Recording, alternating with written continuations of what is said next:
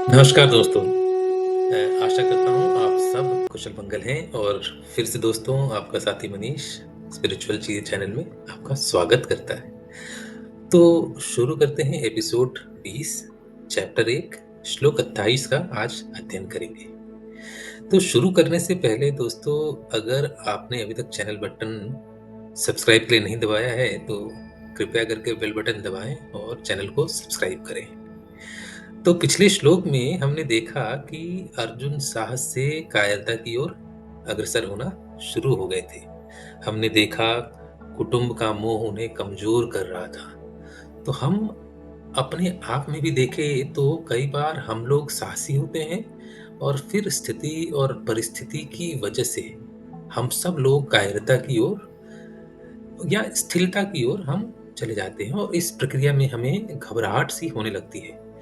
तो कई बार हमारे जीवन में ऐसा होता है कि सब बहुत ज्ञानी ताकतवर महसूस करते हैं। कुछ परिस्थितियां आ जाती हैं जैसे प्रेम परिवार अपनापन कि हम कायर से हो जाते हैं और कायरता में भयंकर सी घबराहट होती है। तो घबराहट शरीर को पीड़ा देने लगती है और हम सब लोग असहज हो जाते हैं। तो पिछले श्लोक में कायरता और इस श्लोक में यानी श्लोक 28 में घबराहट का परिचय होगा। तो श्लोक 28 पर चलने से पहले ये जान लेते हैं कि साहस से कायरता और फिर घबराहट से इस श्लोक में अर्जुन का शरीर स्थिर हो जाएगा।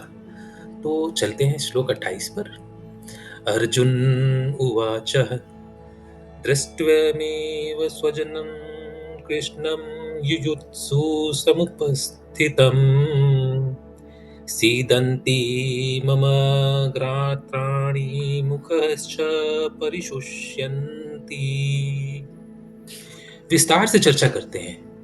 तो अर्जुन ने अपने परिवार या कुटुंब को अपने सामने देखा और बोले कि हे कृष्ण मेरे अंग शिथिल हो रहे हैं और मेरा मुख सूख रहा है तथा मेरे शरीर में कंपन आ रही है। मेरे रोंगटे खड़े हो रहे हैं। मेरे हाथ से मेरा गांडीव और धनुष गिर रहा है और त्वचा भी सूख रही है। मेरा मन भ्रमित हो रहा है और मैं खड़े रहने में असमर्थ हूं हे माधव। तो आप पाएंगे कि कृष्णा और पार्थ शब्द गीता में कई बार प्रयोग हुआ है। एक दूसरे को संबोधन के लिए ये दो शब्द बहुत ही प्रिय थे। तो इस श्लोक की एक गहराई की बात है। यहाँ अर्जुन ने स्वजनम शब्द का प्रयोग किया है, यानी कि पूरा कुटुंब यानी पांडव कौरव मित्र गुरु सब। आप श्लोक में एक में देखेंगे कि धृतराष्ट्र ने मामका और पांडवों शब्द का प्रयोग किया था। तो यहां देखें तो अर्जुन के भाव में स्वजन है और धृतराष्ट्र के भाव में स्वजनता नहीं है।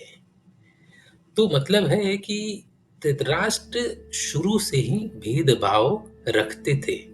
यहाँ अर्जुन ज्यादा मार्मिक हैं, ज्यादा समझदार दिख रहे हैं और धृतराष्ट्र मतलबी और भेदभाव वाले दिख रहे हैं। एक और बात इस श्लोक में महत्वपूर्ण है कि धृतराष्ट्र को युद्ध में अपने पुत्रों के मृत्यु का भय था, जबकि अर्जुन को युद्ध में सगे संबंधी यानी कि पांडव और कौरव दोनों के मरने का भय था।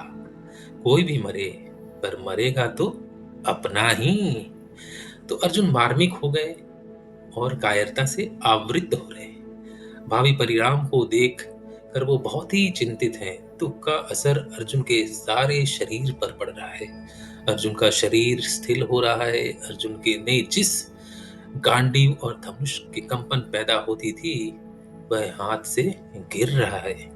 शरीर और मन भ्रमित हो रहा है और अर्जुन बोलते हैं कि हे कृष्ण मैं रथ पर खड़े होने में भी असमर्थ हूं। शायद मैं मूर्छित होकर गिर जाऊंगा। तो अगर हम विशेष चर्चा करें तो हम पाएंगे कि अंतर्यामी श्री कृष्ण जी को सब पता था कि अर्जुन के व्यक्तित्व में बदलाव आ रहा है। जरूरी था। वो अर्जुन की भावना को सुनना चाहते थे कि अर्जुन अपनी पीड़ा को स्वयं महसूस करे और व्यक्त करे, बताए। तो बाद में अर्जुन के माध्यम से श्री कृष्ण जी गीता रूपी अमृत ज्ञान का संचरण करेंगे। तो अर्जुन क्या है? अर्जुन एक माध्यम है, एक मीडियम है गीता ज्ञान के। तो आप देखेंगे कि जो होता है अच्छा होता है। हम भी जब वीरता से कायरता और कायरता से घबराहट की तरफ जाएं, तो इस चीज का सदैव प्रयत्न करें कि ईश्वर ने इस परिस्थिति के माध्यम से कुछ ना कुछ ज्ञान या एक नया और सुगम रास्ता शायद दिखाना चाहते हैं। तो आगे चलते हैं कि भाई इस श्लोक 28 का समरी क्या है। हम गीता के इस श्लोक से अपने व्यवहारिक जीवन में क्या सीख सकते हैं? क्या करें यदि हम अर्जुन की स्थिति में आ जाएं? तो पहला जो निष्कर्ष है कि स्वीकार करें। एक कविता का एक संदेश है कि मन का हो तो अच्छा, ना हो तो और भी अच्छा। तो ये मेरे शब्द नहीं है, ये सीनियर बच्चन साहब की कविता से ही ये पंक्ति ली है मैंने। जी हाँ, हरिवंश राय बच्चन जी। तो पहला निष्कर्ष है कि स्थिति को स्वीकार करें और उसे सत्य माने। दूसरा निष्कर्ष क्या है? शांत रहें, कुछ समय कोई काम न करें और ऐसा अपने आप को डालें कि अभी आप किसी चीज के लिए शायद तैयार नहीं है। तो शांत रहने के साथ थम जाना है। यह है दूसरा संदेश। तीसरा संदेश क्या है इस श्लोक का? कोई भी महत्वपूर्ण फैसला न करें।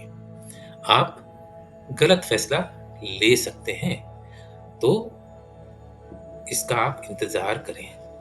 और लास्ट है और अंतिम जो संदेश या निष्कर्ष इस श्लोक का है कि आपको और मुझे, हम सबको ऐसी परिस्थिति में इंतजार करना है।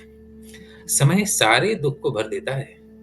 तो विदा लेते हैं दोस्तों, सुख का सदैव अनुभव करें। और आशा करता हूं कि आपको मेरा संदेश पसंद आ रहा है। आपसे एक नम्र निवेदन है कि मेरे चैनल को सब्सक्राइब करें, अपने मित्रों और प्रियजनों से भी शेयर करें। सुख का सदैव अनुभव करें मित्रों। जय श्री कृष्ण।